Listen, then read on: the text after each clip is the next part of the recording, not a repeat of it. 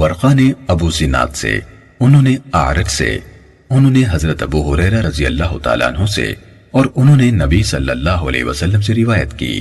آپ نے فرمایا، حضرت سلیمان بن داود علیہ السلام نے کہا، آج رات میں 90 عورتوں کے پاس جاؤں گا، ان میں سے ہر عورت ایک شہسوار بچے کو جنم دے گی جو بڑا ہو کر اللہ کی راہ میں لڑائی کرے گا۔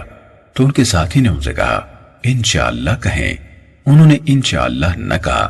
وہ ان سب کے پاس گئے تو ان میں سے ایک عورت کے سوا کوئی حاملہ نہ ہوئی، اور اس نے بھی آدھے بچے کو جنم دیا۔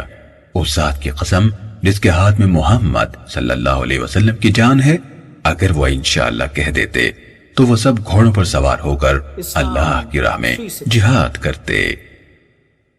صحیح مسلم حدیث نمبر 4289۔